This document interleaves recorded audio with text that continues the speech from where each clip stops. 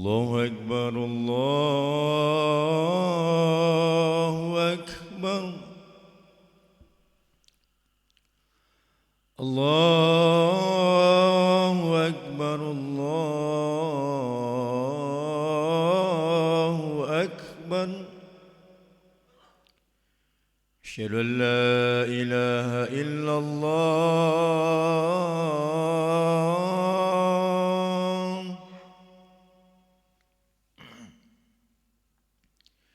أشهد أن لا إله إلا الله.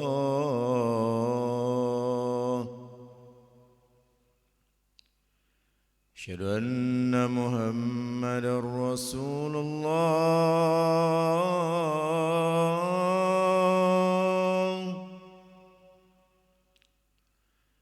أشهد أن محمدًا رسول الله.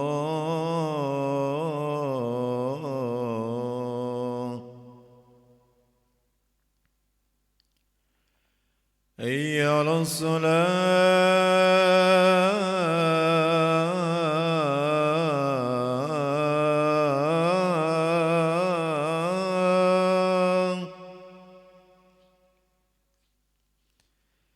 حي على الصلاة.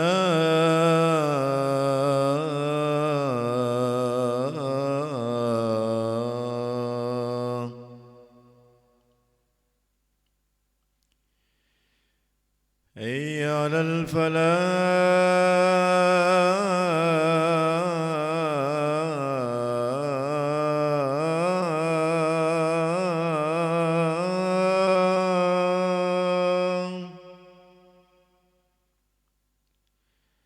حي على الفلاح.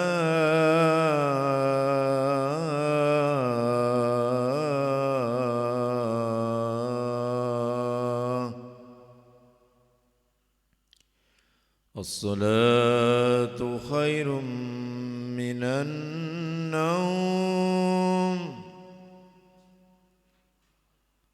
الصلاة خير من النوم.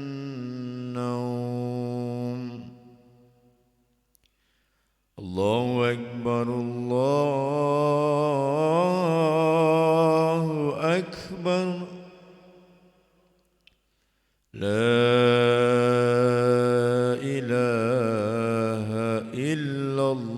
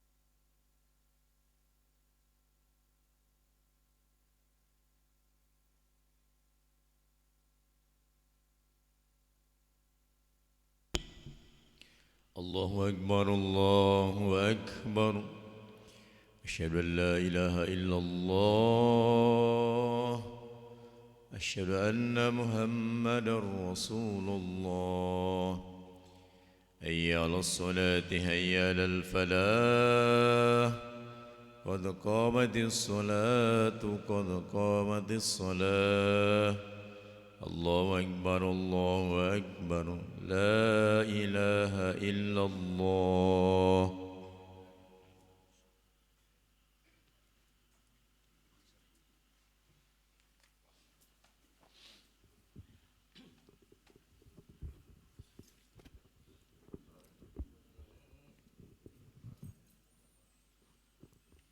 لا إله إلا الله محمد رسول الله صلى الله عليه وسلم استقيموا واعتدلوا سووا صفوفكم فإن تسوية الصفوف من تمام الصلاة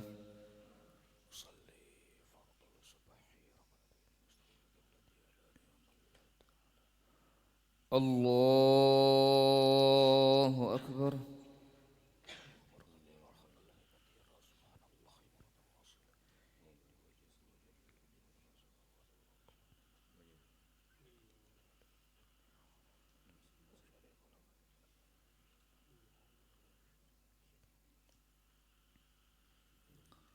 بسم الله الرحمن الرحيم الحمد لله رب العالمين الرحمن الرحيم مالك يوم الدين إياك نعبد وإياك نستعين اهدنا الصراط المستقيم صراط الذين أنعمت عليهم غير المغضوب عليهم ولا الضالين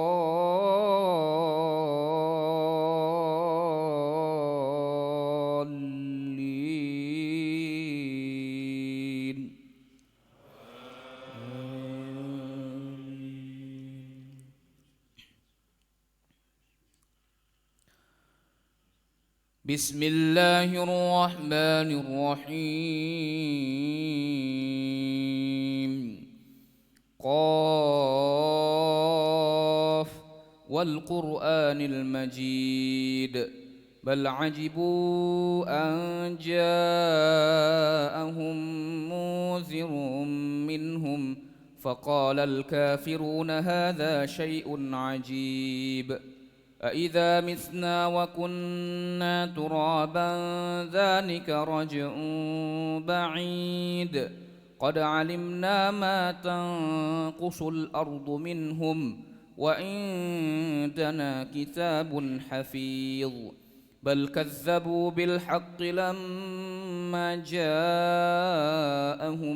فهم في أمر مريج أفلم ينظروا إلى السماء فوقهم كيف بنيناها وزيناها وما لها من فروج والأرض مددناها وألقينا فيها رواسي وأنبسنا فيها من كل زوج بهيج تبصرة وذكرى لكل عبد منيب ونزلنا من السماء ماء مباركا فأنبتنا به جنات وحب الحصيد والنخل باسقات لها طلع نضيد رزقا للعباد وأحيينا به بلة ميتا كذلك الخروج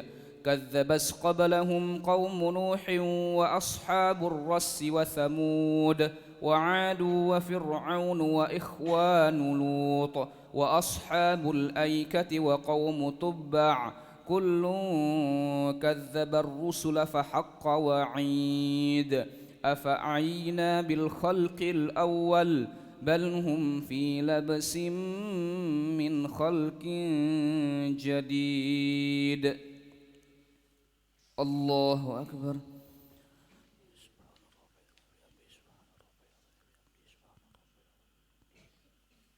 سمع الله لمن حمده. الله أكبر.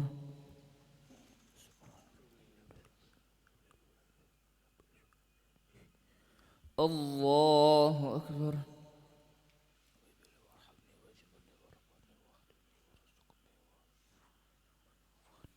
الله أكبر.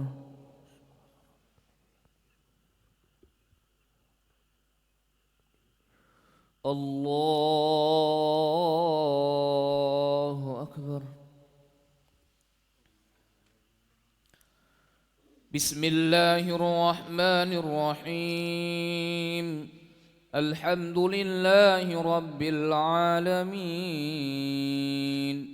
الرحمن الرحيم مالك يوم الدين إياك نعبد وإياك نستعين اهدنا الصراط المستقيم صراط الذين أنعمت عليهم غير المغضوب عليهم ولا الضالين.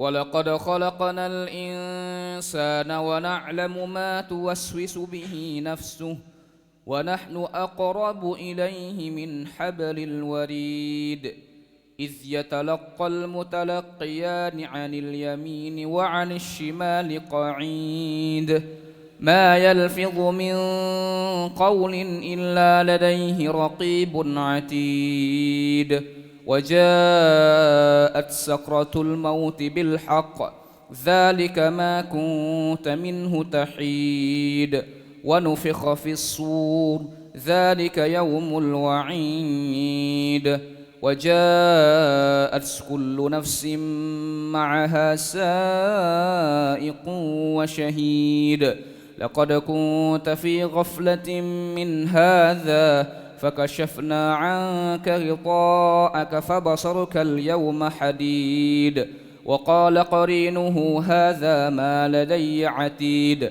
ألقيا في جهنم كل كفار عنيد مناع للخير معتد مريب الذي جعل مع الله إلها آخر فألقياه في العذاب الشديد قال قرينه ربنا ما أطغيته ولكن كان في ضلال بعيد قال لا تختصموا لدي وقد قدمت إليكم بالوعيد ما يبدل القول لدي وما أنا بظلام للعبيد يوم نقول لجهنم هل امتلأت وتقول هل من مزيد وأزلفت الجنة للمتقين غير بعيد هذا ما توعدون لكل أواب حفيظ من خشي الرحمن بالغيب وجاء بقلب منيب ادخلوها بسلام ذلك يوم الخلود لهم ما يشاءون فيها ولدينا مزيد. الله أكبر.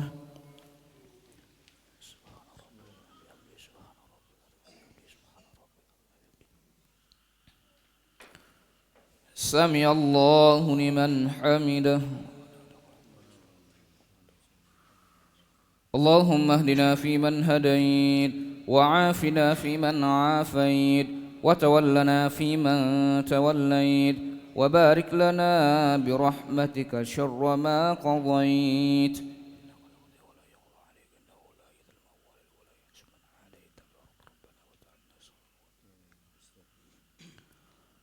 وصلى الله على سيدنا محمد النبي الأمي وعلى آله وصحبه وبارك وسلم.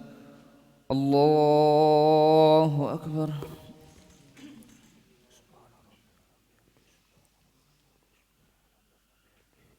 الله أكبر.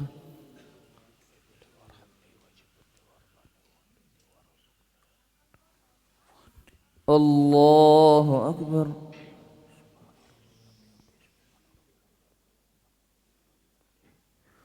الله أكبر.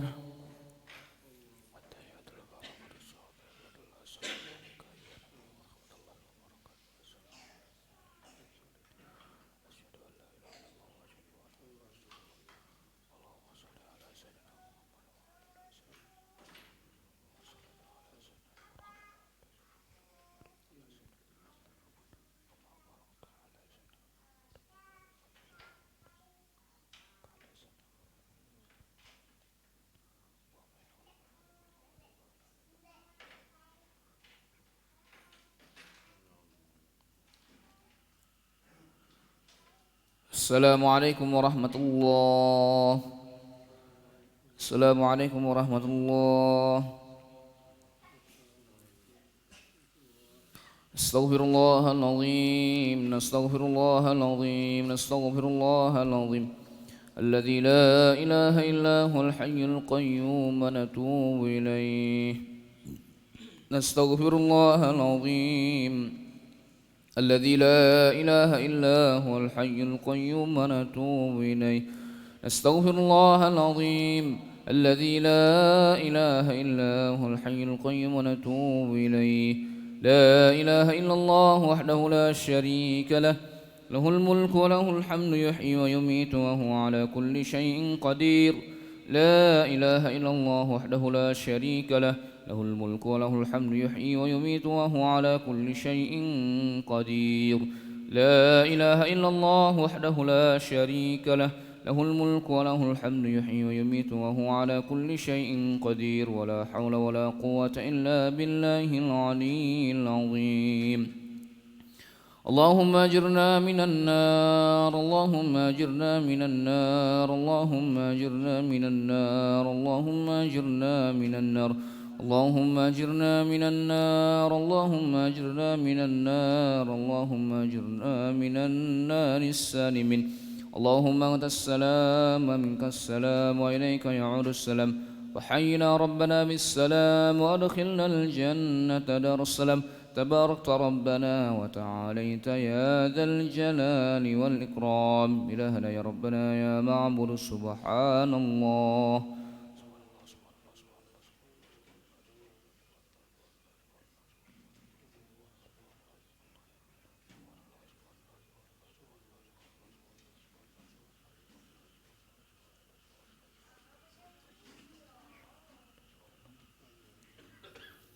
سبحان الله وبحمده يا كريم دائما أبدا الحمد لله.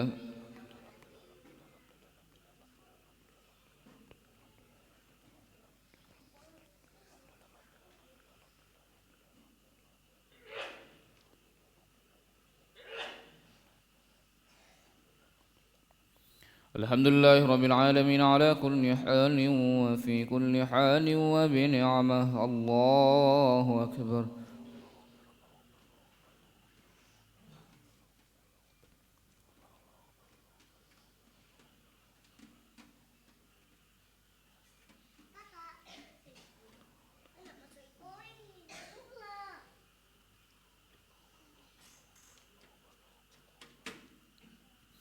الله أكبر كبيرا والحمد لله كثيرا وسبحان الله بكرة وأصيلا. لا إله إلا الله وحده لا شريك له، له الملك وله الحمد يحيي ويميت وهو على كل شيء قدير. ولا حول ولا قوة إلا بالله العلي العظيم.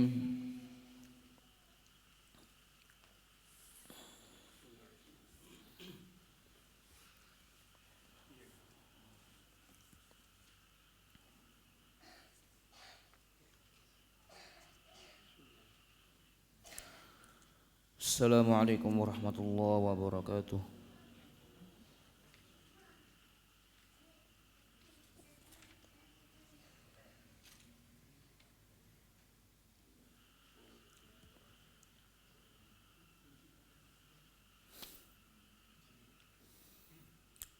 عن رفاعة الجهني رضي الله عنه قال قال النبي صلى الله عليه وسلم: Ashhadu innallahi la yamutu abdun yashhadu an la ilaha illallah wa anni rasulullah sidqan min qalbihi thumma yusaddidu illa salaka fil jannah. Dari Rifa'ah Al-Juhani radhiyallahu ia berkata, Nabi SAW bersabda, aku bersaksi di sisi Allah, jika meninggal dunia seorang hamba yang bersaksi bahawa tiada Tuhan selain Allah dan aku adalah utusan Allah secara jujur dari dalam hatinya, lalu beramal berdasar Al-Quran dan Sunnah, pasti ia akan masuk ke surga. Dari Rifa'ah Al-Juhani radhiyallahu ia berkata, Nabi SAW bersabda, aku bersaksi di sisi Allah, jika meninggal dunia seorang hamba yang bersaksi bahawa tiada Tuhan selain Allah dan aku adalah utusan Allah secara jujur dari dalam hatinya, lalu beramal berdasar Al-Quran dan Sunnah, pasti ia akan masuk ke surga. Hadis riwayat Ahmad. An Umar bin Al-Khattab radhiyallahu anhu qala sami'tu Rasulullah sallallahu alaihi wasallam yaqulu inni la a'lamu kalimatan illa yaquluha 'abdun haqqan min qalbihi fayamutu 'ala dhalika illa harramahu Allahu 'alan nar la ilaha illallah. Dari Umar radhiyallahu anhu ia berkata, aku mendengar Rasulullah sallallahu alaihi wasallam bersabda, sesungguhnya aku mengetahui satu kalimat yang jika seorang hamba mengucapkannya dengan jujur dari dalam hatinya, lalu ia mati dalam kalimat itu, maka pasti Allah akan mengharamkannya dari api neraka, yaitu la ilaha illallah. Dari Umar ia berkata, aku mendengar Rasulullah SAW bersabda, sesungguhnya aku mengetahui satu kalimat yang jika seorang hamba mengucapkannya dengan jujur dari dalam hatinya, lalu ia mati dalam kalimat itu, maka pasti Allah akan mengharamkannya dari api neraka, yaitu la ilaha illallah. Hadis riwayat Hakim. An Iyadin Al-Ansari radhiyallahu anhu rafa'ahu qala inna la ilaha illallah kalimatun 'ala Allahi karimatun laha 'indallahi makanun wa hiya kalimatun man qalaha shadiqan adkhalahu Allahu bihal jannah wa man qalaha kadziban haqqanat damahu wa ahrazat malahu wa laqiyallahu ghadan fahasabahu. Dari Iyad Al-Ansari radhiyallahu anhu ia merafa'kannya, menganggap hadis ini sampai kepada Rasulullah SAW. Beliau bersabda, sesungguhnya la ilaha illallah merupakan satu kalimat yang mulia bagi Allah, yang mempunyai kedudukan di sisi Allah. Ia adalah satu kalimat yang barang siapa mengucapkannya dengan jujur, Allah akan memasukkannya ke dalam surga dengan sebab kalimat itu. Barang siapa mengucapkannya dengan berdusta bukan dari hatinya, kalimat itu akan melindungi darahnya dan menjaga hartanya, dan kelak ia akan menjumpai Allah, lalu Allah akan menghisapnya. Dari Iyad Al-Ansari radhiyallahu anhu ia merafa'kannya, menganggap hadis ini sampai kepada Rasulullah SAW. Beliau bersabda, sesungguhnya la ilaha illallah merupakan satu kalimat yang mulia bagi Allah, yang mempunyai kedudukan di sisi Allah. Ia adalah satu kalimat yang barang siapa mengucapkannya dengan jujur, Allah akan memasukkannya ke dalam surga dengan sebab kalimat itu. Barang siapa mengucapkannya dengan berdusta bukan dari hatinya, kalimat itu akan melindungi darahnya dan menjaga hartanya, dan kelak ia akan menjumpai Allah, lalu Allah akan menghisapnya. Hadis riwayat Bazzar. Keterangan kalimat itu akan melindungi darahnya dan menjaga hartanya, maksudnya adalah seseorang yang berdusta dalam syahadatnya, ia akan tetap dianggap muslim, sehingga oleh pemerintahan Islam ia tetap akan dilindungi dan mendapatkan hak-haknya sebagai seorang muslim. Mudah-mudahan Allah Subhanahu wa taala memberikan kekuatan kepada kita sehingga kita lebih mudah mengamalkan dan menyampaikan. A'udzubillahi minasyaitonirrajim. Bismillahirrahmanirrahim. Alhamdulillahirabbil alamin. Hamdan syakirin, hamdan na'imin, hamdan yuafi ni'amahu yukafi mazidah. Ya Rabbana lakal hamdu kama yanbaghi li jalali wajhikal karim wa li 'azimi sultanik.